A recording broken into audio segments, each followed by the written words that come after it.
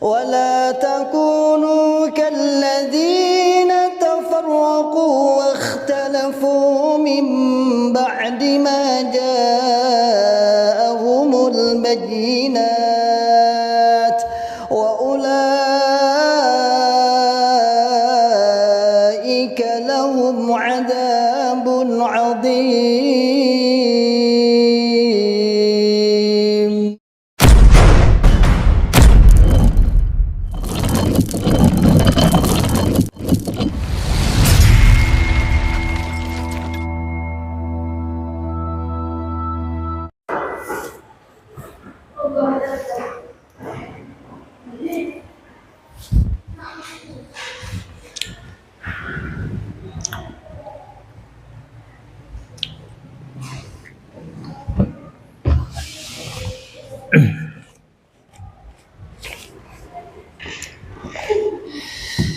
Bismillahirrahmanirrahim.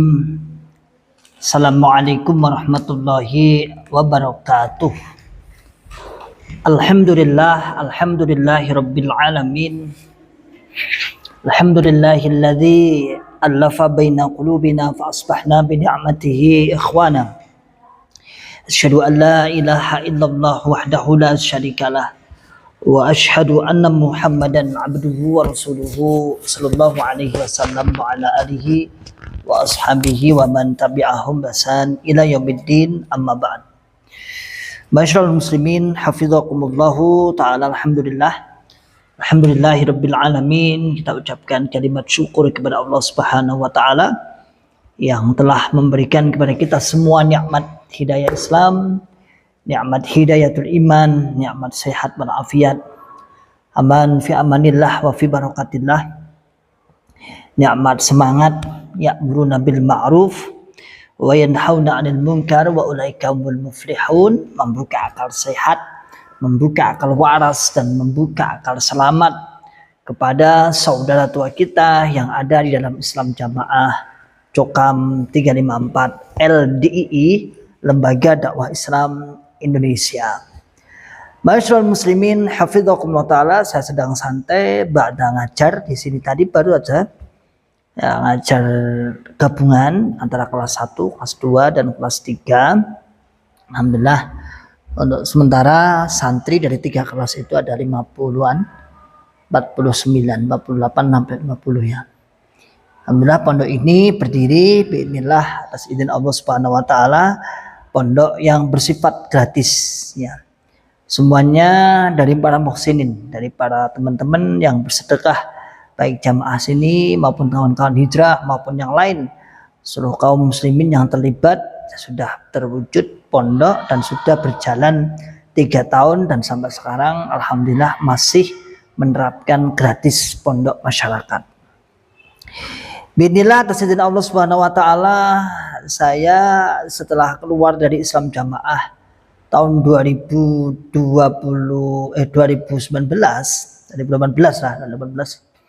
saya keluar dari Islam Jamaah Cokam 354 LDI. Kemudian saya saat itu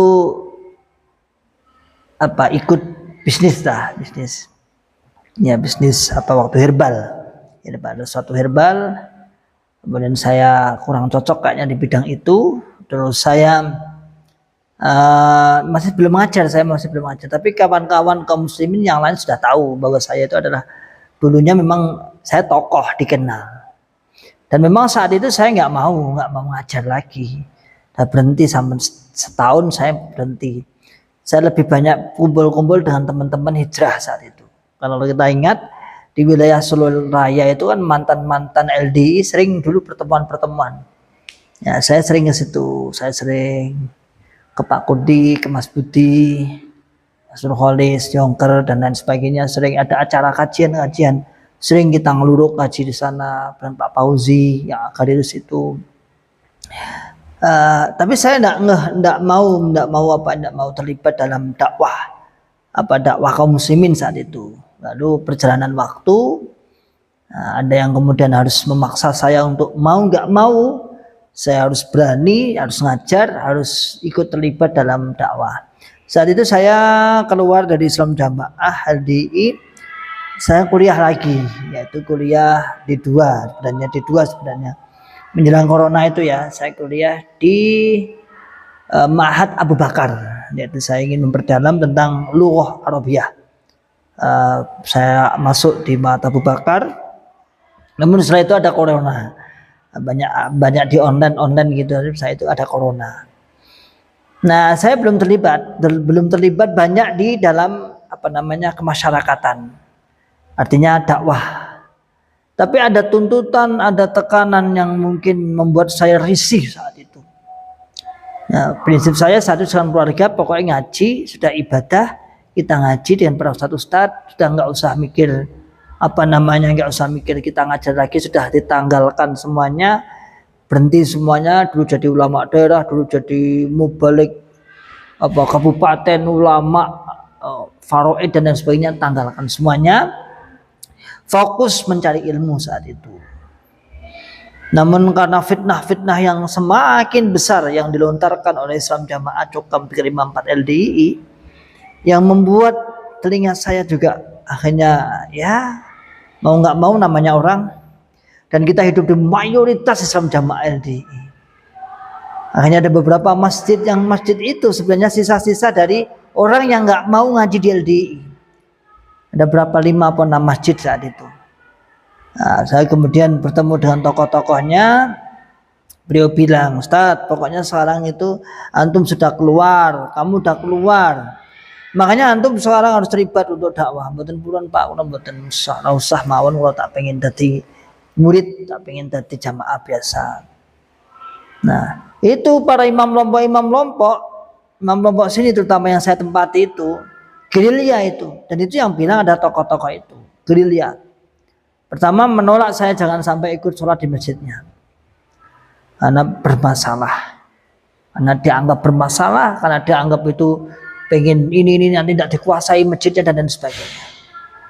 Tapi kan orang luar itu nggak ada instruksi seperti Islam Jamaah Cokam 354 LDI, nggak ada instruksi seperti itu. Kemudian seperti paduan suara kan enggak. Mereka akhirnya ya mikir, lihat dulu perkembangannya aja gitu. Setelah saya masuk, diterima, alhamdulillah, bismillah. Nah, terus dihembuskan isu saya mencuri uang, membawa uang BMT 2 miliar dan lain sebagainya.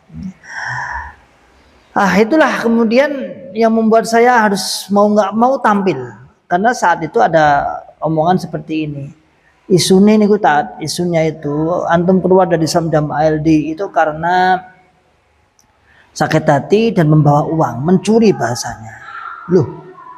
Nah, terus beliau menekan saya, kalau antum nggak mau untuk dakwah, kalau anda nggak mau untuk ikut mewarnai dakwah kita, berarti apa yang dituduhkan Islam Jamaah Cokam 354 LD itu benar adanya. Berarti apa yang dituduhkan selama ini katanya antum gini dan gitu, berarti benar adanya. Waduh, ini saya ingat betul itu pas Ramadan. Ya, dibilangan itu setelah sholat tarawih. Nah, ini saya timbang. Saya merasa minder juga. Nanti ustadznya gini-gini. Karena insya Allah jangan mampu mengimbangi.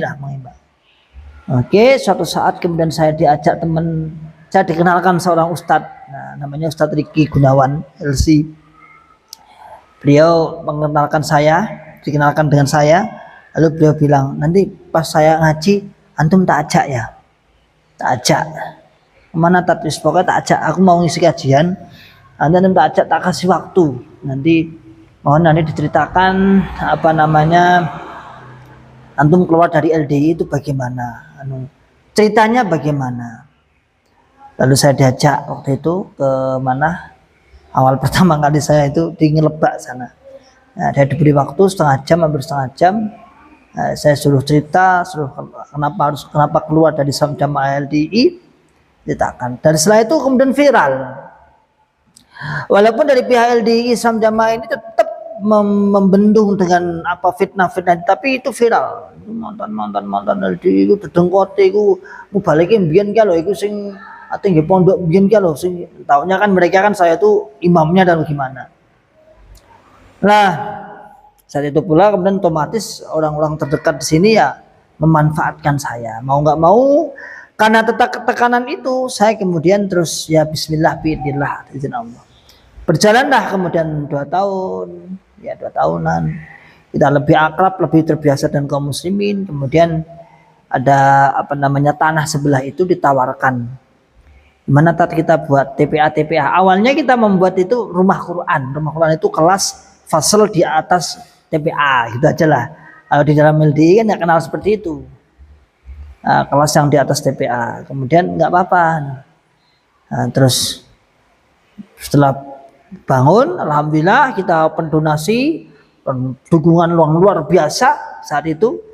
Alhamdulillah dari teman-teman hijrah juga banyak yang saya share, alhamdulillah langsung respon.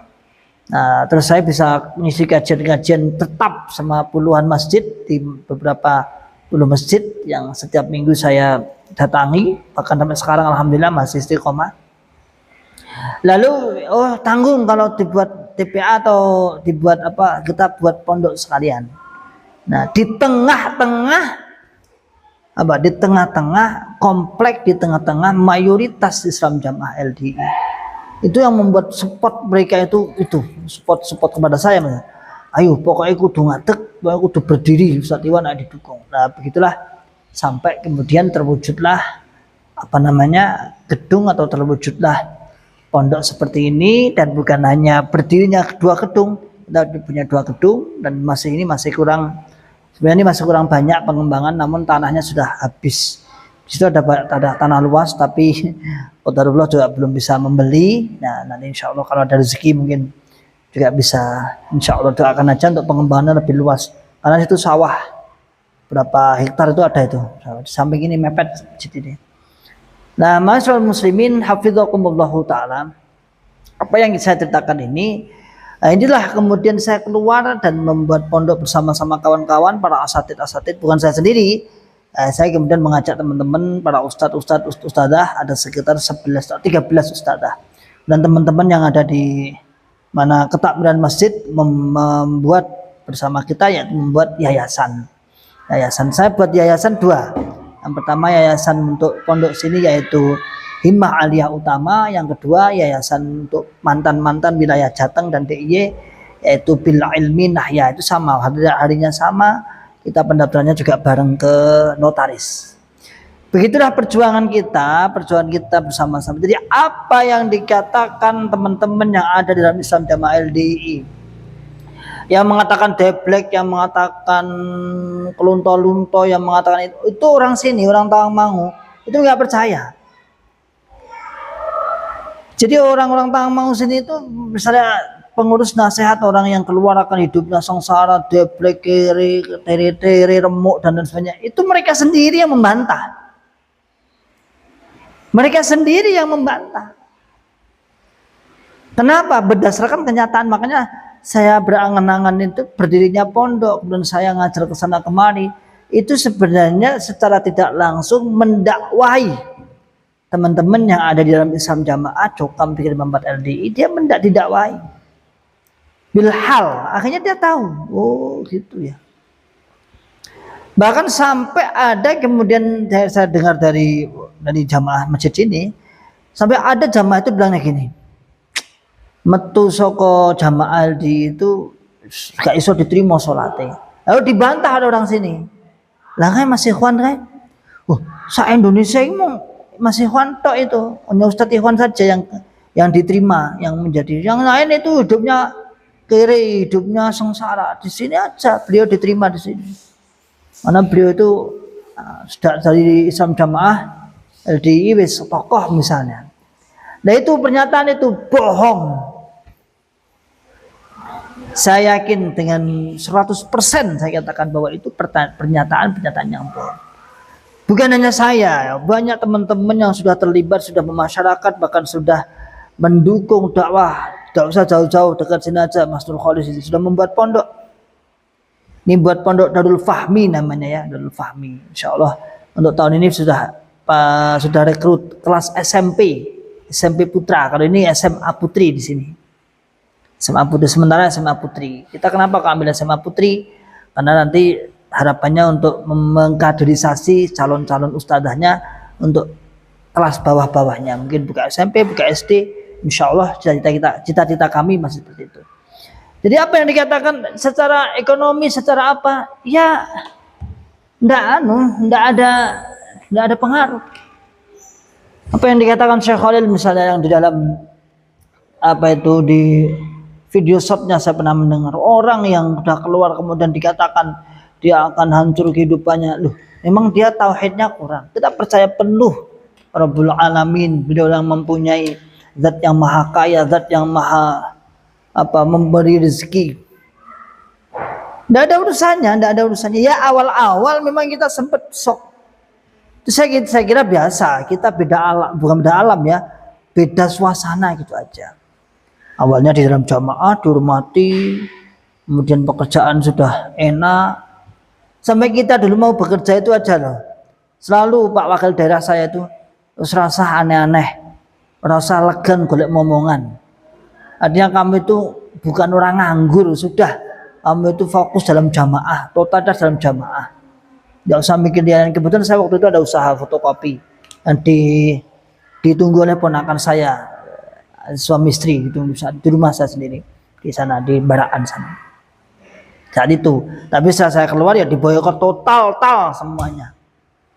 Seandainya saya buka, pernah saya coba setelah saya hijrah saya buka aja, satu pun nggak ada yang mampir dulu. Ya, apalagi zaman sekarang serba digital. Ya, mungkin ya sudah beda lagi zamannya. Nah, apa yang dikatakan ucapan-ucapan pengurus yang ketere-tere, yang rekoso tidak benar, tidak bisa dibenarkan. Pembohong, mereka pembohong besar. Ya, kalau sampai mageri jamaah dengan dasar seperti itu, pembohong besar. Ya. Ada banyak teman-teman yang sudah terlibat dalam dakwah, banyak teman-temannya ekonominya lebih maju. Kalau bicara ekonomi ya, jangankan bicara ekonomi antum tuh, tidak ada urusannya sebenarnya, rezeki tidak ada urusannya. Lah apa terus nek metu terus dadi kere terus nek njero jamaah mesti sugih? Pertanyaannya, apakah di jamaah tidak ada orang yang kere? Di dalam Islam jamaah apakah tidak ada orang melarat? Ya. Nyatanya ada. Bahkan ada tim namanya du'afa.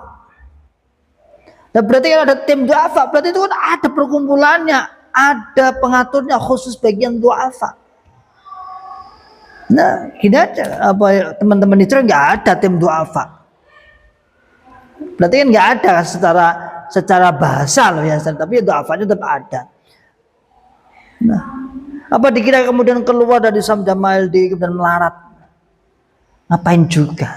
Kenyataannya kita balik dalam Islam Jamaah, apakah semua kaya? Enggak. Soal ekonomi Allah memberikan innallaha qasama akhlaqakum bainakum kama qasama arzaqakum bainakum. Dan gitu dalilnya. Allah membagi akhlak kalian itu seperti Allah membagi rezeki kalian. Innallaha yutid dunya may yuhibbu wa man la yuhibbu. Kan dia seperti itu dalilnya. Udah hafal. Sesungguhnya Allah memberikan dunia kepada orang yang dicintai dan orang yang tidak dicintai oleh Allah. Nah, artinya tidak ada hubungannya. Makanya masyaallah muslimin hafizakumullah ta'ala, kenapa kita masih dakwah terus? Saya pernah ditanya itu sama Ustadz, ada seorang tanya, "Tat, antum itu dakwah terus, apa enggak berhenti aja lah, enggak berhenti aja, enggak usah dakwah lah, berhenti aja lah. Dunia kita bukan hanya membicarakan LDI. Dunia kita bukan membicarakan Islam Jamaah saja. Dunia kita bukan membicarakan mantan kita dulu. Tidak." Beliau menasihati saya seperti itu. Selaren wahai Tat, gak usah bahasku. Saya tanya, apakah Anda yakin ketika saya berhenti untuk berdakwah mereka tidak menghujat saya? Apakah Anda yakin ketika saya berhenti untuk dakwah kemudian mereka memagari anak buahnya agar tidak terpengaruh keluar? Sementara itu pemagaran itu ada sesat. Apakah Anda yakin ketika saya berhenti kemudian ajaran-ajaran itu dihentikan? Nggak ada jaminan. Apakah kemudian saya berhenti mereka mengolok-olok saya akan berhenti? Enggak. Sama-sama saya diolok-olok, sama-sama saya dijelek-jelekin, sama-sama saya difitnah.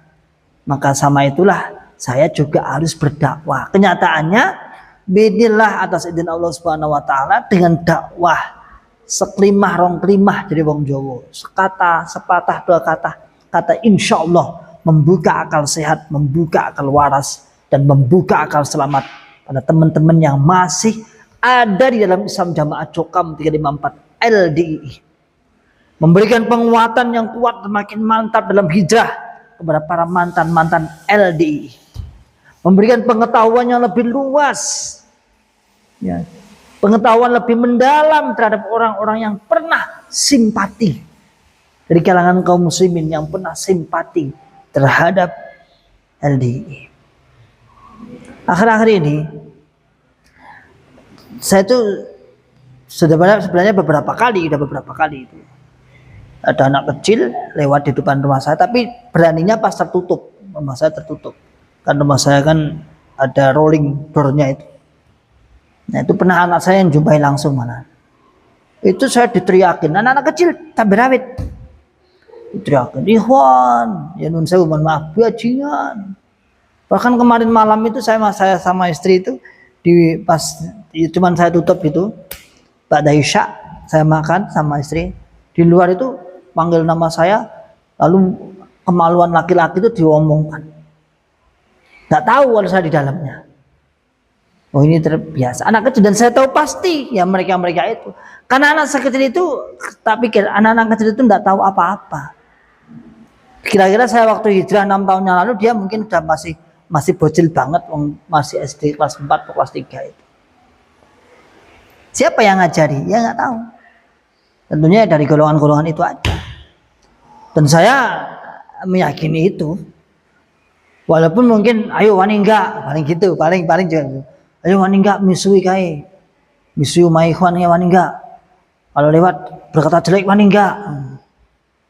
Paling gitu. Ini namanya anak kecil, yo, dibombong atau dipuja-puja dia, ditunggul-unggul ya akhirnya berani. Nah. Jadi masyaallah muslimin hafidhakumullah taala, maka terus untuk berdakwah, membuka akal sehat, membuka akal waras, membuka akal selamat. Bahkan orang yang paling saya cintai di dunia ini pun alhamdulillah biidznillah atas izin Allah Subhanahu wa taala. Siapa? Kedua orang tua kita. Setelah 2 tahun saya hijrah. Ya. Setelah 2 tahun saya hijrah. Atas diskusi, mau terbuka, ngobrol, yang awalnya juga nutup keran, nggak mau. Dapuannya kan banyak bapak saya itu. Di desa, di daerah, babat sana. Berhasil, alhamdulillah. Saya katakan alhamdulillah. Coba kalau kita diam. Coba kalau saya diem aja. Ya. Saya diem, nggak gerak sama sekali. Atas dasar, lalu saya dah bahasane gampang-gampang lakum dinukum waliyadin, misalnya urusan-urusanmu agamaku ya mungkin lah hidayah belum menyapa beliau-beliau. Hidayah yang memberi Allah benar, tetapi harus wasilah. Ada nyatanya diutusnya Nabi Muhammad SAW untuk mendakwai, ya, untuk mendakwai. Maka indikasinya dalam dakwah itu bukan masalah berhasil dan tidaknya, mau atau tidak berdakwah. Kalau untuk urusan hasil dan tidak, serahkan Allah, itu hak mutlaknya Allah. Nyatanya Nabi Muhammad SAW tidak bisa memberikan hidayah taufik wal irsyad kepada pamannya. Tidak bisa tuh Abu Thalib. Tetapi wujud beliau untuk mendakwai, untuk mengajak, ya, untuk mengajak kepada mereka, itu benar-benar terwujud. Adapun hasil, Allah Subhanahu wa taala yang memberikan hasil itu. Makanya masyaallah muslimin hafizakumullahu taala, yuk teman-teman yang ada di dalam Islam Jamaah Cokam 354 LDI, apa yang dibicarakan, apa yang dikatakan oleh para pengurus-pengurus untuk membentengi Anda, jangan percaya. Jangan percaya. Ini tadi yang lewat di depan ini kayaknya imam kelompok. Itu sawahnya kan situ, Imam Bapak. Rumahnya bawah situ. Ada paling berapa meter, 50 meter nggak sampai. Itu di atas itu Masjid LDI. Paling 70 meter itu Masjid LDI. Ya, apa yang dikatakan pembohongan itu jangan percaya. Resiko dakwah harus dijelek-jelekin, monggo tafadhol. Tapi insya Allah bidnillah, pertama sebagai pelebur dosa kita bidnillah. Semoga Allah memanjangkan umur kita, menyehatkan badan kita, banyak jariah-jariah, memantapkan kawan-kawan yang hijrah dan mengajak teman-teman yang ada di dalam untuk hijrah. Seperti halnya kita dulu mendoktrin, memantapkan teman-teman kita yang ada di dalam Islam Jamaah Cokam 354 LDII. Seperti halnya itu aja. Dulu kita mantapkan, namun sekarang bismillah atas izin Allah kita yang keluar. Makanya teman-teman atau orang-orang jamaah yang awam itu belum bisa masuk akal, belum bisa menerima akal secara akaliyahnya, belum bisa. Kok iso masih ikhwan biyen sing paling, bukan paling sih, aduh nasihat mantep secara wong mantep banget, yakin yang jero jamaah kok bisa keluar. Maka karena akalnya dia nggak sampai, lalu mereka pengurus-pengurus memberikan logika sederhana. Oh itu nolong duit, itu kasusnya ini, itu ini kriminal lah, bersifat kriminal dan mematikan apa namanya secara sosial. Biar saya itu, oh sampai saya kemarin itu dituduh, kaunya yang bilang, kau Lombok dulu saya, masa saya ketika saya sidang di daerah itu mas, aku kan ngaku bagaimana pokoknya Mas Iwan itu tidak pernah infak. Pokoknya tidak pernah infak, tidak pernah sambung. Aku ya bingung loh, padahal kan sambungnya tertib, infaknya tertib juga. Itu waktu itu saya sudah sadar sebenarnya. Wong saya udah bilang sama istri saya itu sejak tahun 2013, 2014 saya udah bilang, kayak golongannya awake dhewe piye lho, bojoku waktu itu bilangnya hati-hati loh Mas. Hati-hati loh. Waktu itu kan saya kuliah, mau lulus kuliah. Kayak awake dhewe LDI kayak piye lho, kita aku urung marem. Di samping itu saya melihat orang-orang kaum muslimin kok semangat ibadah. Masa orang seperti ini masuk neraka. Tapi waktu itu saya kembalikan, orang-orang seperti ini mungkin punya amir sendirilah. Mungkin punya imam sendirilah. Bukan imam kita lah, bukan, tidak sama lah imamnya. Gitu. Maka masyarakat muslimin hafizakumullah taala, yuk jangan sampai lemah dalam berdakwah, jangan sampai kita itu tidak semangat dalam dakwah. Perjuangan memang benar akan ada risiko, kasihan yang ada di dalam. Sehingga alhamdulillah kesabaran, dukungan dengan kaum muslimin, teman-teman hijrawan yang selalu mensupport kita, yang mendukung kita, menonton channelnya, menyebarkan, men-share. Nah, akhirnya alhamdulillah kita rasakan begitu enaknya kita hidup menjadi Islam yang sejati. Saya setiap pagi sehariannya seperti ini. Kalau nanti ba'da zuhur istirahat, nanti kemudian saya ke masjid-masjid yang sudah terjadwal kajian-kajian.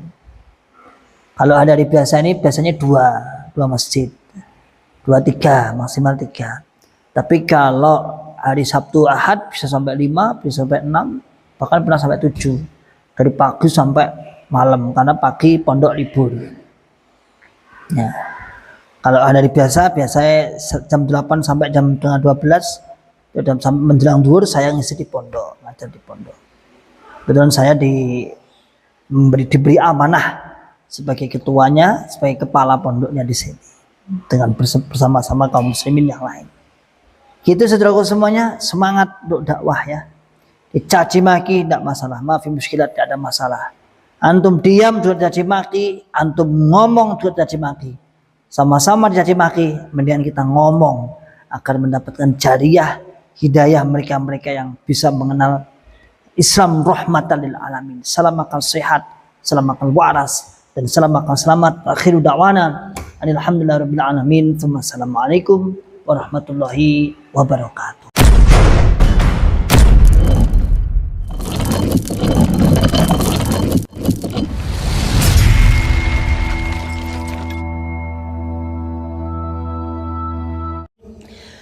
ولا تكونوا كالذين تفرقوا واختلفوا من بعد ما جاءهم البينات وأولئك